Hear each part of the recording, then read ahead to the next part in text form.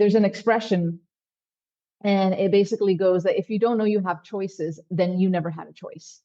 And I want to know what my choices are, particularly when it comes to hormone therapy. I plan to take advantage of those medical opportunities. However, I want to make sure that I'm doing it in the way that I want to. I'm Marie McQueen, journalist and proud 50-ish woman, and we are here looking for the true truth in perimenopause, menopause, midlife, and beyond. Opening our minds to other possibilities is not always easy. Pop, I think. You're all woman to me. All right, Amory.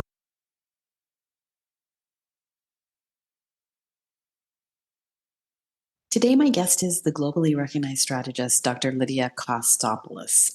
She's based in the UK and has been sought after for her expertise in the intersection of emerging technology, security, and macrotrends by the United Nations, US Special Operations, the European Commission, and more. So why am I talking to her about perimenopause? It's because Lydia interviewed me for a series that she decided to do to get herself prepared for perimenopause, and in the process help to prepare others. And I am interested in what she found out from all her interviews and what she's learned and how she feels about perimenopause now. Why don't you explain why you embarked on this, considering it's not really your area? Like, how did this come about, this sort of series within a series about perimenopause? So first of all, I'm really into human performance. And what that basically means is being able to perform your best no matter what you do. And I was very curious about how other people do it, but I came at it from a healthy aging and longevity perspective because I personally embrace a longevity mindset. And what that is basically understanding that you're going to be living a longer life. Fun statistic, by 2050, the global population of centenarians is going to increase by 8 times. That means that we're going to have quite a few, not just 100-year-olds, but we're going to have a lot of 70-year-olds and 80-year-olds and 90-year-olds. And so when you think about living a longer life, then embracing a longevity mindset helps you inform your choices of what you're doing today for this longer life. So I was quite interested in how other people were doing it. And so I started the Project N of One Healthy Aging interview series. And I basically just asked people, what's your healthy aging protocol? What is it that you do? And it's not asking people in particular who are like experts in a field or an influencer in this field. It's the contrary. It's trying to show the everyday person, because the everyday person has their own philosophy of life. And at the end of the day, anybody could tell you do X 2 times a week, Y 10 times a day, whatever, but it needs to fit your life philosophy and where you're going.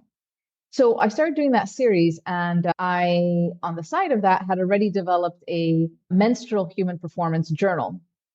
And this journal is something that I use, that I've developed over the past few years.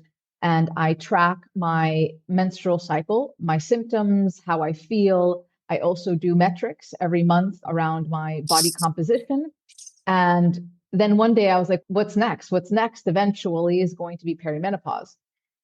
So I started reading a book about it. And then I was thinking, there is no way, we need to have a perimenopause game plan. You can't just waltz into perimenopause. This is hardcore, serious stuff. Your whole body changes, anxiety, aches. It's pretty serious. So after reading Perimenopause Power by Maisie Hill, I wanted to do a subset of my Project N of One series and talk to people about their perimenopause game plan. So it's the same thinking that just as people have their own healthy aging protocol, I want to showcase how different people are approaching perimenopause to encourage different ways of doing things, but also taking initiative. Having health self-determination was the goal. And I have my own perimenopause game plan. My game plan, so I have a national security background. And so all of me is part of this perimenopause game plan. In national security or defense, you have an early warning system for different things, and you have a risk assessment plans for missions and operations and all of that. And so I took that same philosophy into my perimenopause game plan. I'm still many years ahead of it, but I still want to prepare ahead of time. And I think everybody should prepare ahead of time. So for me, it's the first thing is an early warning system. So with my menstrual human cycle performance plan, I look at the data. And so I have a longitudinal data tracking system. I can see how my heart rate changes over time, how my body composition is changing. These are key things I want to know for when that happens, not to mention the cycle length and symptoms and all of that, which start to change as you get to that moment in time. And then the risk assessment is really about saying, okay, what's my operation or my mission? It's my life. I want to be able to do the things I like and pursue the interests I want to do. And so then if you take the Army has this risk assessment matrix, and it has catastrophic risk to mission, and then it's critical, moderate, negligible, et cetera. And you can have the same thing for your own life, saying, this is, if it's catastrophic, that means you die. And then so forth. So I leveraged that and incorporated that for me. And my interests, everybody's different, but for me, I like being active. I like going outdoors. I like learning new things. I like traveling. And if you think a little bit about Peter Attia, who wrote his book Outlive, his philosophy is really about the centenarian decathlon. What are the things you want to do when you're 80, 90? Do you want to open a jar? Do you want to pick your grandkid up? Then today you need to be doing X, Y, Z. That kind of mindset. I've done a DNA analysis. I keep track of potentially the risks to me personally, and in general, the risks that all women are going to face when they get to this hormonal change. And then the third part of my perimenopause game plan is the symptoms management. So I'm not in it just yet. And I've learned from your interview and many others about how when you're in the throes of it, you have a plan and then you have to accommodate and change plan and all of that. I recognize that is going to happen. But in the meantime, I can already do research, which I am, to understand what are the most common symptoms and what are the best ways. Because there's an expression, and it basically goes that if you don't know you have choices, then you never had a choice. And I want to know what my choices are, particularly when it comes to HRT, which hormone replacement therapy or hormone therapy. I plan to take advantage of those medical opportunities. However, I want to make sure that I'm doing it in the way that I want to. And so I'm already following a whole bunch of people like Dr. Kasperson and others to understand the different types of estrogen, testosterone, how much, how, like all of these things. I can have self-advocacy when I am in front of a doctor. And even if I find one that's not on board, it's like, okay, great. I'm off. I'm switching. I'm finding another one who is able to handle my choices, my data, and what I want to do with my life. Has your doctor told you that you're too young for perimenopause? You just don't feel like yourself? You are not alone. Perimenopause can start earlier than you think. That's why Menolabs is here, to support you with a range of products and the information you need to confidently speak up and get the care you deserve. They also offer science-backed products like their bestseller, MenoFit, a probiotic designed to help relieve symptoms like hot flashes and night sweats and more, all while supporting your overall health and wellness. Don't settle for less. Visit Menolabs and get the support you need today. Right now, they're offering our Hot Flash Inc. listeners 20% off using code HOTFLASH20 at menolabs.com. Now for the small print, this statement has not been evaluated by the Food and Drug Administration. This product is not intended to diagnose, treat, cure, or prevent any disease. Wow, that is quite something.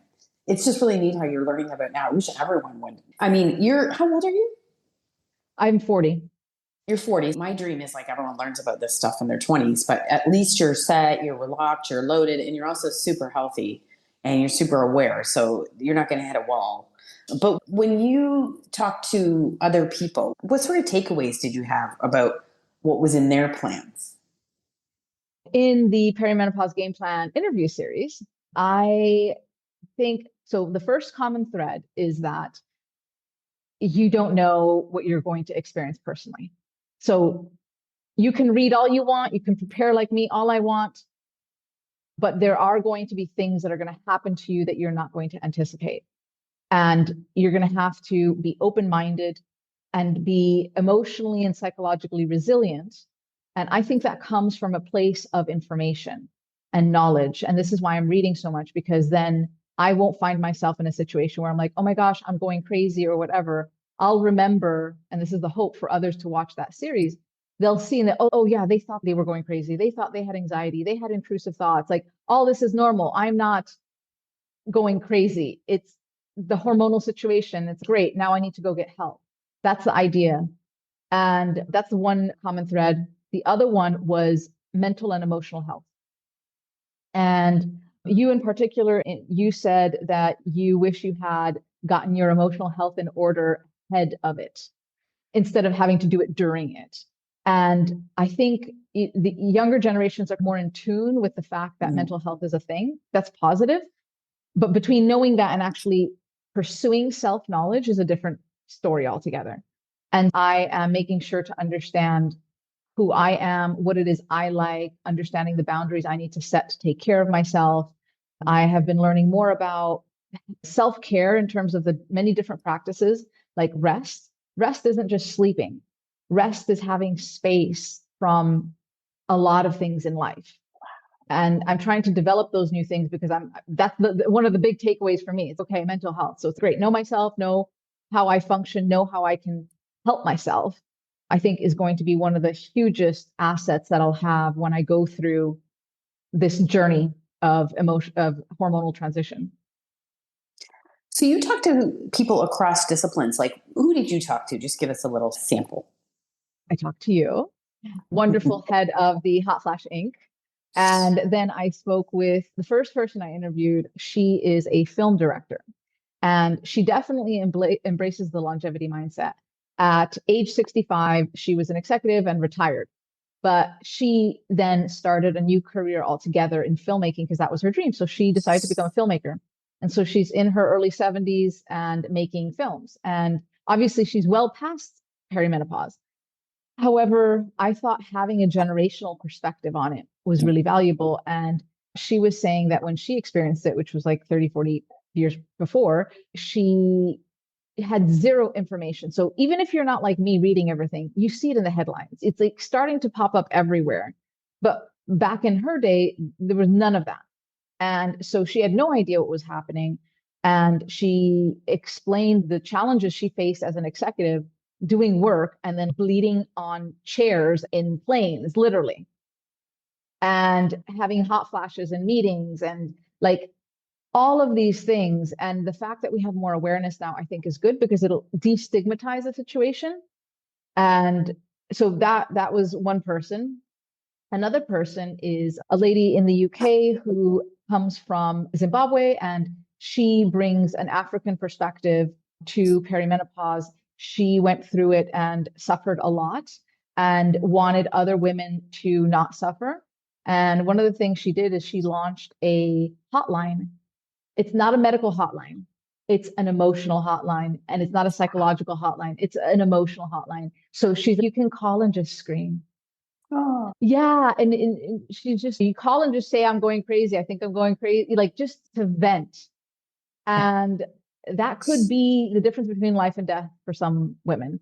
And it was really nice to hear how she did it. And also, so her perspective was just basically living day to day and being grateful for what she has and hopeful that it's going to pass. And she wanted to do things in a more natural way. So she didn't pursue HRT. And so she shared her experience. And then there was a scientist who specializes in ovarian aging. And I'm a big fan of her work. Her name is Dr. Jennifer Garrison, and she is pioneering research in the field of women's aging. And ovarian health has always been linked to reproductive health. However, that's only one tiny part of the story, but ovarian health is part of women's health, period. And so she's interested in understanding why the body switches over from producing hormones to not producing hormones. And she says that everything that we've got out there, like the HRT and whatever else, that's all a Band-Aid.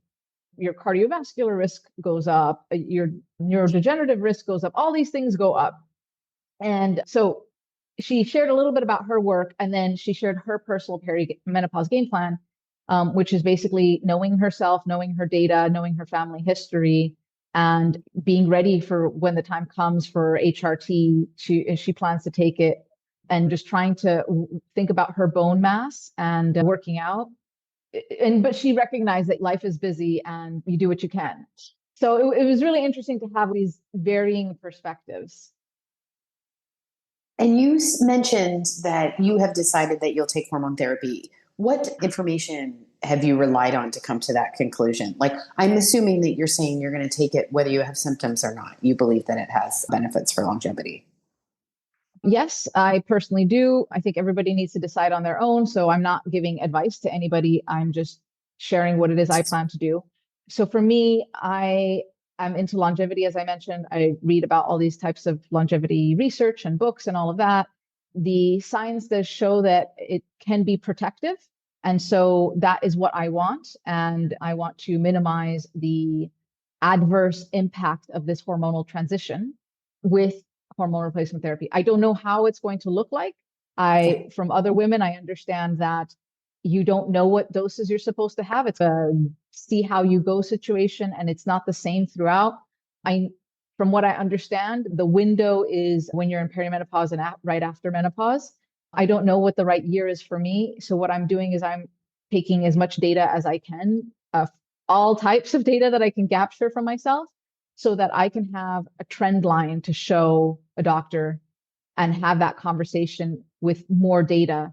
Again, I don't know how that'll work. I'm still away from that moment, but I'm preparing data wise to be able to say, here, what do you think? How should we start? And then I'm following, for example, Dr. Kasperson, who talks a lot about testosterone. She's a urologist, and she is talking more also about intimate wellness, which is something I think that a lot of people don't talk about, or it doesn't get as many headlines as the rest of the hormone piece. And so she comes from it from a urologist perspective, and she says that vaginal estrogen is very helpful, but then also it's also helpful for intimate wellness as well. So all these things are things that I want the full deluxe package. I want to get to 70 and 80 in as best condition as possible. And that is my perspective of how I think I can get there based on what I have been reading. And in all these conversations, I always worry that we're passing on this oh my God, this horrible transition that you have to prepare for. How did you feel? Did it make you feel hopeful, scared? Do you feel better or worse after you started this? So hearing all these women, I'm like, oh my gosh, I need to be ready. I need to be ready. But seeing everyone come out on the other side is very inspiring. And seeing women live their life in their own way is, to me, the biggest kind of goal. That's what I want to do. I want to be able to pursue the things I like. And so just seeing women get through menopause, come out on the other end, and just live the life that they want, that's what I want. And that inspires me. And there's obviously many roads to that destination. Some include hormone therapy, some don't. All of them are inspiring to me. That's another thing I want to show others. Here's details of how women have gone through it, and here are the things they do with their life. It's not a crippled mess. Yeah, it's not like you just head into a tunnel and never come out. It's like exactly. I feel sometimes that gets lost in the conversation. And having gone through it, I'm so happy to hear you say that, because I marvel all the time and I feel like saying, but I feel so good compared to the rest. Because I think there's a lot of noise when you're younger in your mind, and that maybe you don't even realize is there. And then when you get into your 50s, it's a more peaceful sort of situation. Anyway, it has been for me. So I'm super glad to hear you say that, because I was going to say, Lydia, I hope you're not upset after the whole thing. You would be just left depressed and just not wanting to get any older. That would be no good. No, but it's definitely something to take very seriously. Yeah. Particularly people who have jobs. You need to make a living. You have things you want to do. You want to make sure that you can get through that period without your life collapsing. And for some people who have not had the many forms of support, it has been that way, and it shouldn't be that way. So again, that's my hope with the Perimenopause Game Plan, is to show there's different ways to get through it. And it's possible, it's fine, it doesn't have to be horrible. And we need to keep seeing more women like you living their best life to remind us. A lot is in your hands, and you're living your best life too already. And tell me about your compassion buddy, AI compassion buddy. It was in your bio. Yeah, I'm really into healthy aging. And I feel as we're looking at longer and longer lives, we're going to have compassion for the way that our body won't perform the same way that it used to. Because I'm reading about what it's like post 70. And yeah, sometimes friends go away and just things change quite a bit. And ageism is also real, and we need to work hard to combat that and create a new kind of way of being 80 and 90 and being part of society. But separately from that, mental health is a very important thing for healthy aging. And given the way the world is right now, with a lot of conflict, climate anxiety, etc., I think that we all could use a little bit of self-compassion and self-kindness. So with that in mind, I created a AI compassion coach, and you can find it on the GPT store, the OpenAI GPT store. It's called Compassion Coach, and it's by me, Lydia Kostopoulos. You'll see it with the name there. And basically, you can just talk to it. And I think that could help ease and validate people's feelings and struggles, no matter how small or how big they are. And anyway, my hope is to help people find a compassion perspective through the Compassion Coach. It's really neat to hear that you're doing that. I'm going to look it up. And it's neat to meet someone who's so multi-passionate. It's really cool. And I just wanted to thank you for coming. I wanted you to thank you for doing that, but I also, and talking to me, but also just for coming on here and talking about it. I really appreciate it. No, I love what you're doing. It's a pleasure. Hot Flash Inc. was created and is hosted by Marie McQueen, produced and edited by Sonia Mack. The information contained in this podcast is intended for informational purposes only and is not intended for the purpose of diagnosing, treating, curing, or preventing any disease. Before using any products referenced on the podcast, consult with your healthcare provider, read all labels, and heed all directions and cautions that accompany the products.